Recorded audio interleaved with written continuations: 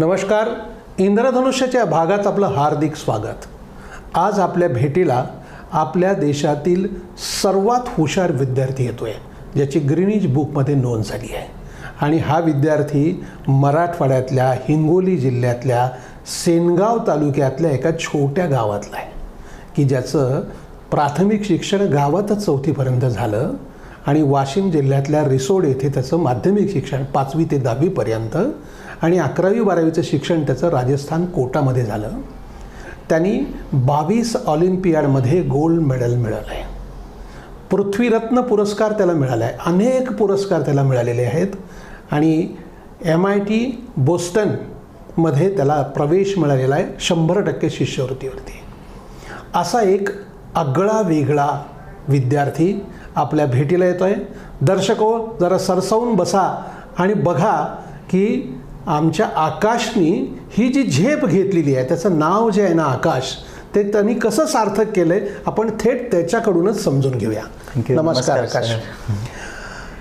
मी जो तुझा आत्ता परिचयामध्ये उल्लेख केला की तू हिंगोली जिल्ह्यातल्या सेनगाव तालुक्यातल्या छोट्या गावातला विद्यार्थी आहे आणि आईवडील तुमची शेती आहे. तर तुझं गावचं स्वरूप कसं होतं आणि प्राथमिक शिक्षण तुझ्या गावात कसं झालं, जरा आम्हाला सांग ना दर्शकांसाठी. खरं तर म्हणजे माझं प्राथमिक शिक्षण हे गावातल्या शाळेमध्ये 1ली ते 4थीपर्यंतचं जे काही प्राथमिक शिक्षण आहे ते गावामध्ये झालं आहे, एका जिल्हा परिषदेच्या शाळेमध्ये. जिल्हा परिषदेची शाळा म्हणजे 4-5 वर्ग असतात आणि तेच मुलं गावातले काही गणवेशामध्ये येतात, काही सिव्हिल ड्रेसमध्ये. तर अशा पद्धतीची शाळा आणि त्याच्यामध्ये मी 4थीपर्यंतच शिकलो. परंतु आईवडिलांनी लहानपणापासून एक संस्कार मनामध्ये पेडला होता की प्रामाणिकपणाने आणि कष्टाने जे मिळवलेलं असतं ते चिरकाल टिकतं. आणि एज्युकेशन, मी माझ्या खूप साऱ्या स्पीचेसमध्ये बोललो, education is a powerful weapon which brings new change in your personality. म्हणजे शिक्षण हे एक असं शस्त्र आहे जे तुमच्या पर्सनॅलिटीमध्ये एक नवीन बदल घडवून आणण्याचं काम करत असते. आणि हा विचार आईवडिलांनी 1ली ते 4थी या कालावधीमध्ये माझ्या मनामध्ये पेरला. आणि 1ली ते 4थी या बालवयामध्ये जे आपल्यामध्ये संस्कार होत असतात ते संस्कार आपण पूर्ण आयुष्यभर जपत असतो आणि याच्यामध्ये चांगले संस्कार होणं गरजेचं असते. आईवडिलांनी तेच संस्कार माझ्या मनावरती केले. अभ्यास करायचा असते, शिक्षणाने माणूस मोठा होत असतो, अभ्यास आपण आपल्यासाठी करत असतो, हे आईवडील सांगत गेले आणि मी तसं करत गेलो. खरं लहानपणापासूनच शाळेमध्ये एक हुशार विद्यार्थी म्हणून माझं असं वर्चस्व होतं आणि तेव्हापासूनच मग अभ्यासाची गोडी निर्माण झाली. अभ्यास स्वतःसाठी करायचा असतो, त्यांना आपण मोठे होत असतो, असं करत करत मी अभ्यास करायचो, शाळेमध्ये जायचो आणि त्या काळचे स्कॉलरशिप याच्यामध्ये मी चांगलं. तुझे बाबा आणि आई काय करतात रे? आई आणि बाबा प्रामुख्याने शेती करतात. बाबा शेती करतात आणि आई घरकाम करते. शेती किती आहे? 2 एकर, 2.25 एकर अशी शेती आमच्याकडे. आणि त्याच्यामध्येच आईवडील शेतकरी म्हणजे आईवडील कष्ट करून जो काही 5 जणांचं आमचं कुटुंब, त्यांचा उदरनिर्वाह चालतो. म्हणजे आजी आहे आणि आजी, भाऊ, आई वडील आणि मी, असे आम्ही 5 जण. मग तू जे नंतर मग 5वी ते 10वीपर्यंत तुझा तो वाशिम जिल्ह्यातल्या रिसोडमध्ये झाला का? हां, म्हणजे 4थीपर्यंत एक गुणवान विद्यार्थी म्हणून मी गावामध्ये ओळख होती. तर आता 5वीमध्ये सेमी, आता एक आपल्याकडे मराठवाड्यामध्ये काय की सेमी, हां, म्हणजे सेमी अवेलेबल नसतं गावामध्ये आणि तेच तालुक्याच्या ठिकाणी किंवा शहरामध्ये असतं. मग आता सेमीमध्ये मला जायचं आहे. आता 5वीमध्ये एक तर ॲडमिशन भेटत होतं सेमीला त्या काळामध्ये आणि 10वीमध्ये एक तर, त्याच्यामुळे 5वीमध्ये सेमीमध्ये जायचं मला. तर आता कोणता ऑप्शन समोर आहे? आईवडिलांच्या त्याच वेळेस एक दूरदृष्टी, म्हणजे वडिलांनी, आईंनी घरची परिस्थिती नसतानाही एवढं मोठं धाडस केलं. म्हणजे दोन्ही मुलांना तालुक्याच्या ठिकाणी शाळेमध्ये घालायचं हे त्या काळचं खूप मोठं धाडस होतं आणि त्यांनी तसंच केलं. म्हणजे सेमी आता कुठे चांगली, भारत माध्यमिक व उच्च माध्यमिक शाळा रिसोड या ठिकाणी मी ॲडमिशन घेतलं 5वीमध्ये आणि बस हा प्रवास स्टार्ट केला. खरं तर तिथे ॲडमिशन घेतल्यानंतर तिथे शिक्षकांची ओळख व्हायला काही दिवस लागले. नंतर ओळख झाल्यानंतर ॲज अ फ्रेंड, शिक्षक आणि मी ॲज अ फ्रेंड सगळे डाऊट त्यांना विचारायचो. म्हणजे एक तिथेही चांगला विद्यार्थी म्हणून ओळख माझी होती. आणि या म्हणजे माझं जे काही मी आज आहे ते असण्यामध्ये भारत माध्यमिक व उच्च माध्यमिक शाळेचा फार मोठा वाटा आहे. कारण की तिथे जे काय मी शिकलो, तिथे जे काही संस्कार झाले ते हार्डवर्क कसं करायचं असते हे ते सगळं तिथे किती वेळ अभ्यास करत होतास रे? मी 10वी पर्यंत नॉर्मल 3-4 घंटे असा अभ्यास करायचो, परंतु 11वी मध्ये गेल्यानंतर तिथे पण 10वी पर्यंत तू अन्य काही अवांतर वाचन करत? हा, अवांतर वाचन खूप काही करायचं. भगवद्गीता मी वाचलेली आहे, wings of fire, doctor APJ Abdul Kalam सरांचं अग्निपंख नावाचं बुक, ते अजून खूप सारे कादंबऱ्या वगैरे खूप साऱ्या वाचलेल्या आहेत. आणि म्हणजे DN देशमुख सर म्हणून एक सर होते, त्यांच्यामुळे, परत गिरी सर यांच्यामुळे मला वाचनाची आवड झाली, अवांतर वाचन कसं करायचं असतं त्यानं. आणि माझे जे काही स्पीकिंग स्किल्स आहेत किंवा ज्या काही लिहिण्याची कला, त्या या वाचनावरून मधूनच मला आलेल्या आहेत. तुला 10वीला किती टक्के मार्क? 99.40, 99.40. 2019ची बॅच? हां, बिफोर कोविड. हां, बिफोर कोविड. आणि मग आता त्यावेळेला म्हणजे तू तर टॉपरच होतास ना? हां, टॉपरच होतो. ओके. मग तेवढे मार्क मिळाल्यानंतर मग पुढे तू काय करायचं आणि काय शिकायचं याचा काय विचार केला? लहानपणापासून आहे ना, 4थी-5वी पासून एक IAS व्हायचं होतं है ना, कलेक्टर व्हायचं जिल्ह्याचा, असं एक ॲम्बिशन माझं पूर्ण होतं लहानपणापासून. आई वडीलही तेच सांगत आले किंवा वातावरणामध्ये मीही तेच सांगायचं मला कलेक्टर बनायचंय.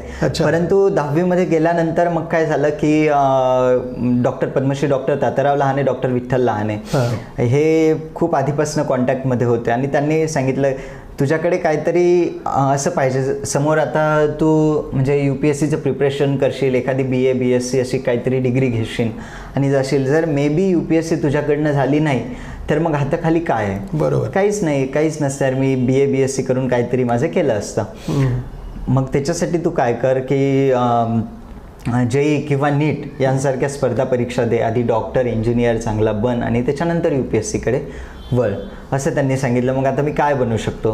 तर मला doctor Padmashri doctor Tatyarao Lahane, doctor Vitthal Lahane यांच्यासोबत मी 1-1.5 दिवस होतो. त्यांनी सांगितलं, ते डॉक्टरची लाईफ मी बघितली, त्याच्यानंतर कळालं की नाही डॉक्टर नाही, मी इंजिनियर चांगला बनू शकतो. आणि मग राजस्थान कोटा येथे 11th मध्ये मी JEEची प्रिपरेशन करणं स्टार्ट केलं. तर असे हे एक महत्त्वाचं वळण माझ्या आयुष्यामधलं. आता तू जेव्हा कोटाला गेलास तर कोटा आपण खेडेगावातले राहिलेले, एकदम कोटा म्हणजे भलतंच मोठं. बरोबर. आणि तिकडेच शिक्षणाच्या तर अनेक गोष्टी, अनेक हुशार विद्यार्थी तुझ्यासारखे पण तिकडे असतील. तर तुझ्या मनामध्ये मग काय काय विचार आले त्यावेळेला? म्हणजे IITच्या प्रवेशासाठी आपल्याला काय करायला पाहिजे, तिकडे अभ्यास कसा करत होता, जरा आम्हाला सांग ना. बरोबर आहे. तर स्टार्टिंगला ज्यावेळेस मी गेलो होतो, पूर्ण भारतामधून खूप सारे विद्यार्थी तिथे येतात, म्हणजे प्रत्येक स्टेटचे काही टॉपर म्हणजे कसं असतं, एका विहिरीमध्ये एक बेडूक असतो, त्याला ते विहीरच त्याचं विश्व असं वाटतं. तसं मला जोपर्यंत हिंगोलीमध्ये होतो, महाराष्ट्रामध्ये होतो, तोपर्यंत महाराष्ट्रच माझं विश्व, ह्याच्यासमोर काही नाही, किंवा IIT पेक्षा मोठेही काहीतरी असू शकतं असं माहितीच नव्हती. बरोबर. मग तिथे गेल्यानंतर या मुलांमध्ये मी मिसळलो, त्यावेळेस कळालं की IIT काय आहे, MIT काय आहे, स्टॅनफोर्ड, ऑक्सफर्ड, हार्वर्ड ह्या युनिव्हर्सिटीज काय. IITचा वर्ल्ड रँक 177 येतो मुंबई जगातून, IIT बॉम्बेचा. अच्छा. मग त्यावेळेस मला एक असं मनामध्ये क्लिक झालं की यार, डॉक्टर APJ अब्दुल कलाम सरांचा एक म्हणजे लहानपणापासून प्रभाव माझ्यावरती आहे. त्यांचं खूप सारं वाचन केलेलं आहे, खूप इन्स्पायर करतात ते मला. तर त्यांचं एक वाक्य आहे की लो एम इज क्राईम, कमी ध्येय हा गुन्हा आहे. बरोबर. त्याच्यामुळे माझं ध्येय मोठं ठेवलं.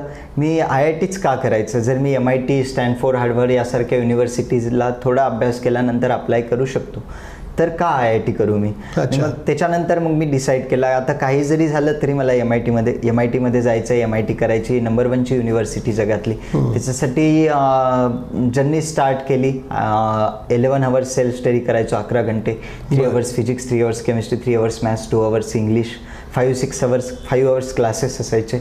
असं 16 घंट्याचं दररोजचं अभ्यासाचं शेड्यूल. आणि एक आपल्या विद्यार्थ्यांना एक हे असते की काही गोष्टी त्या काय करतात, स्टार्टिंगमध्ये कंटिन्युअसली करतात, 1 दिवस, 2 दिवस, 3 दिवस, मग नंतर बंद पडतं, काही दिवस ते बंद राहतं, परत चालू होतं, परत बंद राहतं. हे असं असताना याच्यामुळे व्यवस्थित होत नाही. जे काही आपलं फायनल ड्रीम आहे, बरोबर, जे काही स्वप्न आहे ते स्वप्नपूर्ती होत नाही जर असं चालू राहिलं कंटिन्युअसली. तर त्याच्यामुळे मी माझं जे वर्क आहे ते कन्सिस्टन्सीनं चालू, सातत्याने संघर्ष, सातत्य आणि संयम. कोणतेही यश मिळवण्यासाठी ह्या गोष्टी मॅटर करत असतात. संघर्ष जो काय आपण घराच्या दूर राहतो 2-3 वर्ष, तो संघर्ष आहे आपला. मेसवरचं खाणं, आई वडिलांपासून दूर राहणं, क्लास करणं, हा संघर्ष तो सातत्याने आपल्याला करायचा आहे ना. सातत्याने अभ्यास, काही प्रायमरी थिंग्स आपल्या असतात. प्रायमरी गोष्ट या वयामध्ये जी विद्यार्थ्यांची आहे ती फक्त अभ्यास आहे. बाकीच्या गोष्टीमध्ये सेकंडरी थिंग्स बाकीच्या येतात, फॅमिली, परत मित्र, हे त्या गोष्टी या एजमध्ये असतात, बरोबर, त्या सेकंडरी असतात, त्याही करायच्या. परंतु प्रायमरी थिंग्स जी आहे ती आपला अभ्यास आहे आणि ती आपल्याला तिला महत्त्व धरून द्यायचं आहे. तो आपला अभ्यास जे काही डेली टार्गेट आहे, आपण जे काही ठरवलं ते डेली कंप्लीट केल्यानंतर मग आपल्याला जे करायचं ते करायचं, आपण मोकळे. पण तू आता MITच्या ॲडमिशनसाठी त्याच्या काही लेवल, काही परीक्षा वगैरे असतात ना, म्हणजे त्याचं काय काय केलं जरा सांग. ॲक्च्युली कसं असते, MITमध्ये किंवा ज्या काही युनिव्हर्सिटीज आहेत त्यांच्यामध्ये जाण्यासाठी एक आपल्याला इंटरनॅशनल लेवलची प्रोफाईल बिल्डअप असली पाहिजे. आकाश पोपळगट महाराष्ट्रापुरता ओळखीचा होता किंवा जास्तीत जास्त भारतापुरता, परंतु भारताच्या बाहेर आकाश पोपळगट कोण आहे हे कोणाला माहीत नव्हतं. म्हणून मी इंटरनॅशनल ऑलिम्पियाड देण्याचं ठरवलं 11th मध्ये. अशा 22 इंटरनॅशनल ऑलिम्पियाड्स दिल्या आणि 22च्या 22 मध्येही गोल्ड मेडल मिळवलं. अरे वा. तर मग आता एक इंटरनॅशनल आणि 4 वर्ल्ड रेकॉर्ड सेट केले. तशी इंटरनॅशनल स्ट्रॉंग एक इंटरनॅशनल प्रोफाईल माझी बिल्डअप झाली आणि बस मग आकाश पोपळगट काय आहे पूर्ण जगाला कळालं आणि MITनं एक्सेप्टही केलं. तुला 88 काहीतरी सुवर्ण पदक मिळाले. हा, एका ऑलिम्पियाडच्या 4 स्टेजेस असतात. इंटरनॅशनल 22 आहेत आणि असे पूर्ण जर काउंट केले तर ते 88. तुला म्हणजे एकदाही खाली आलाच नाहीस तू, म्हणजे सगळ्या परीक्षेमध्ये टॉपच. हा, पण ते कसं असते की काही वेळेस असं नाही की आपल्याला जेवढे ठरवले आपण तेवढे मार्क मिळतील. ते कसं काही वेळेस माझ्या बाबतीमध्ये अपयश आलं नाही, परंतु मोस्ट ऑफ द स्टुडंट असतात ते अपयशही येतं आणि तेही महत्त्वाचं असतं.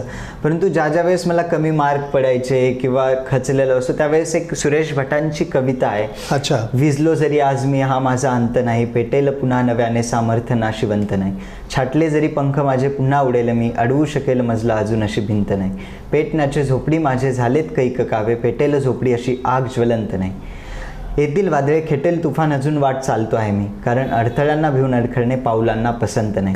ही सुरेश भटांची कविता फार मला मोटिवेट करायची. आणि ज्या वेळेस असं वाटायचं मी काही करू शकत नाही, काही माझ्याकडनं होणार नाही, हे टॉपिक खूप अवघड आहे, हे मी कसं करू, त्या वेळेस ती कविता मनामध्ये मी म्हणायचो. क्या बात आहे. आणि ही फार मोटिवेट करायची. आणि एक तर परिस्थिती असते आपली घरची जी मोटिवेट करत असते, आई वडिलांचे कष्ट असतात जे की मोटिवेट करत असतात. कोट्यामध्ये गेल्यानंतर जाता मी ठरवलं होतं की काहीतरी लेबल, विजयाचं लेबल, व्हिक्ट्री घेऊन मला परत यायचं आहे. तोपर्यंत महाराष्ट्रामध्ये यायचं नाही आणि तसंच झालं. तोपर्यंत मी घरी आलो नाही, MITचं लेबल घेऊनच वापस आलो. तर हे एक स्ट्रॉंग डेडिकेशन महत्त्वाचं असतं आणि सातत्य महत्त्वाचं असतं. आता बघ, आता तुला अनेक पुरस्कार मिळाले, म्हणजे आता पृथ्वीरत्न पुरस्काराने तू सन्मानित आहे, जागतिक स्तरावरचे पण पुरस्कार मिळतात. ते पण जरा सांग थोडं, म्हणजे काय असतं हे पुरस्कार, कसे मिळतात, त्याचं काय होतं जरा सांग ना. पुरस्कार तर खूप काही मिळतात, पण त्या पुरस्कारापेक्षा मोठं काहीतरी असतं ते आईवडिलांच्या चेहऱ्यावरचं समाधान. आणि ते मला पाहायला मिळालं की आपला मुलगा कुठून कुठपर्यंत जातो, आपली परिस्थिती कशी आहे घरची, त्या परिस्थितीमधनं तो समोर जाण्याचं स्वप्न पाहतो किंवा आईवडील एक म्हणजे समोर तो काही करेन किंवा न करेल ही आशा न बाळगता त्याला सपोर्ट करतात. त्यांच्या चेहऱ्यावरचं जे समाधान आहे ते जगातल्या सगळ्या पुरस्कारापेक्षा मोठं आहे. आज खूप सारे लोक बोलवतात, भेटतात आणि वेगवेगळे पुरस्कार, पृथ्वीरत्न, एमिनन्स एक्सलन्स अवॉर्ड दुबईचा तोही भेटला आहे. अजून खूप सारे पुरस्कार आहेत जे की भेटलेत आणि भेटणारेही आहेत समोर. पण सगळ्यात महत्त्वाचं ते आईवडिलांच्या चेहऱ्यावरचं समाधान, ते मला पाहायला मिळालं आणि ते प्रत्येक पुरस्कारापेक्षा माझ्यासाठी मोठं आहे. आणि ही गोष्ट मोठी आहे की एका खेड्यामधनं एखादा विद्यार्थी MITमध्ये जाऊ शकतो. तर कोणीही काहीही करू शकतं, फक्त मनामध्ये एक स्ट्रॉंग डेडिकेशन असावं लागतं. एखादी गोष्ट इम्पॉसिबल किंवा अशक्य कुठपर्यंत असते, जोपर्यंत एखादा माणूस तिला करू शकत नाही. आता मी करू शकतो, तसा हजारो मुलं आहेत बाकीचे जे की करू शकणार नाही. आता ह्या तुझं IITचं जे शिक्षण आहे त्याची काय कसल्या प्रकारची स्कॉलरशिप तुला मिळाली होती? MITची 100% स्कॉलरशिप मिळाली, ॲडमिशन आणि तिथे लिव्हिंग कॉस्ट जी काय आहे ते जे काय असेल, जेवण खाण राहणं सगळं एव्हरीथिंग 100%. आपल्याकडे एक तुझ्या नावानंच आकाशी झेप घे रे पाखरा सोडी सोन्याचा पिंजरा. तसं तू सोन्याचा पिंजरा सोडून आकाशात झेप घेतोयस. बरोबर. आणि एक जसं म्हणतात की जसं आपण झेप घेतो ना, म्हणजे घर असावे घरासारखे नकोच नुसत्या भिंती, तिथे असावा प्रेम जिव्हाळा नकोच नुसती नाती. बरोबर. त्या घरत्यातून पिलू उडावे. हां, म्हणजे त्याची भरारी घेतली पाहिजे. परंतु पिलू उडताना त्याने झेप घेताना त्याची उंबरट्यावर भक्ती असली पाहिजे, असं त्या कवीने म्हटलंय. आई वडीलही तेच सांगत राहतात की बरोबर, म्हणजे जमीन कधी सोडू नये. तर माझा प्रश्न असा आहे की तू MIT मध्ये शिक्षण घेतल्यानंतर तुझं ध्येय काय, तुला काय करायचं? मला डॉक्टर APJ अब्दुल कलाम सरांच्या स्वप्नातला भारत बनवण्यासाठीचं योगदान द्यायचं आहे. फिजिक्स, ॲस्ट्रॉनॉमी यांच्यामध्ये रिसर्च मला करायचं आहे आणि आवडेल, त्यांच्यासारखं जगायला आवडेल मला. अरे वा. आता शेवटचं की तू जो उल्लेख केलास की आपल्याकडे हजारो विद्यार्थी स्पर्धा परीक्षा देतात, तर त्या विद्यार्थ्यांनी त्यांच्या पालकांनी कसं करायला पाहिजे असं शेवटचं जरा तू सांग. बरोबर आहे. कसं असतंय की आई वडिलांचं काम आई वडील म्हणजे करतातच, परंतु आपल्याकडे काय आहे ते त्यांना विद्यार्थ्यांना असं दांबून ठेवणं आतमध्ये. हा एक प्रकार घडत असतो की नाही तुझं हे ड्रीम आहे, ते ड्रीम आहे, तू हे नको करू, आमच्या म्हणण्यासारखं डॉक्टर हो, इंजिनियर हो. कसं नसतं. विद्यार्थी कोणत्याही क्षेत्रामध्ये जाऊ शकतो. तुम्ही हजारो एक्झाम्पल आहेत, लता मंगेशकर, सचिन तेंडुलकर, अजून खूप सारे आहेत की जे शिक्षणामध्ये नव्हते, परंतु त्यांनी एक आता संगीत क्षेत्रामध्ये सगळ्यात मोठं गाजलेलं नाव म्हणजे लता मंगेशकर. त्यांनी एवढं काही एखाद्या फील्डमध्ये आपण जात असतो, त्या फील्डचा एव्हरेस्ट आपल्याला व्हायचं आहे. एव्हरेस्ट म्हणजे सगळ्यात मोठं ठिकाण आपल्याला गाठायचं आहे. फक्त तेच असते. आणि आईवडील अथरून पाहून पाय पसरा असं म्हणतात, परंतु नाही, तसं नसते. आपलं पायापर्यंत पसरत जायचं, अथरून आपोआप मोठं होत असतं. अरे वा. तर तसंच आहे. आणि विद्यार्थ्यांचं कसं असते म्हणजे कन्सिस्टन्सीनं हार्डवर्क ते करत नाही, नेहमी स्वप्न आपलं मोठं ठेवायचं. मी तर नेहमी विद्यार्थ्यांना सांगत असतो की dream big, do not give a break, keep working hard, it's okay someone is laughing you, pulling your leg, pulling your back down, it's okay, you just keep working hard, looking up to the sky, it doesn't matter what anyone else says. ना लोक काय म्हणतील ते matter करत नाही. कारण एक हिंदीमध्ये एक वाक्य आहेत काही की कुछ रीत जगत की ऐसी है हर एक सुबह की शाम हुई, तू कौन है तेरा नाम ही क्या, सीता भी यहाँ बदनाम हुई, फिर क्यों संसार की बातों से भीग गए तेरे नैना, कुछ तो लोग कहेंगे लोगों का काम है कहना. त्याच्यामुळे लोक काही म्हणतील, आपण आपल्या वेळासारखा अभ्यास करत राहायचं. आपल्या आईवडिलांचे जे आपल्याकडनं जे काही स्वप्न आहेत, आपले जे काही आपण ज्या पोझिशनवरती स्वतःला इमॅजिन केलं त्या पोझिशनवरती कार्य करत राहायचं. फक्त हेच विद्यार्थ्यांना सांगेल, कन्सिस्टन्सीनं हार्डवर्क करा. आणि पालकांचं कसं असते की गरजेपेक्षा जास्त विद्यार्थ्यांना संसाधने देणं किंवा त्यांच्याकडनं म्हणजे असं ते सांगतात की मला जे मिळालं नाही ते माझ्या विद्यार्थ्यांनाही मिळालं, परंतु तसं नसतं. संसाधने विद्यार्थ्यांना जरूर पुरवा, पण त्याची जाणीवही त्यांना करून देणं गरजेचं आहे. तर असंच की पालकांनी विद्यार्थ्यांकडनं जे काही एक्सपेक्टेशन त्यांची जी काही हे आहे त्याप्रमाणे ठेवावे. अरे धन्यवाद. थँक्यू. मनापासून आभार. प्रेक्षक हो, अतिशय एक वेगळी माहिती आपल्याला आकाशने दिली. आपल्याला हा जर व्हिडिओ आवडला असेल तर तो आपल्या मित्रांना, नातेवाईकांना पुढे पाठवा व सबस्क्राईब करा. धन्यवाद. थँक्यू सर, इथे बोलवलं मला आणि तुमच्या इंद्रधनुष्य याच्यामध्ये सहभागी करून घेतलं. आणि विद्यार्थ्यांना हे सांगेल की खूप मोठे व्हा, आपल्या आईवडिलांचं, आपलं महाराष्ट्राचं, भारताचं नाव सगळीकडे गाजवा. ह्याच तुम्हाला शुभेच्छा. धन्यवाद.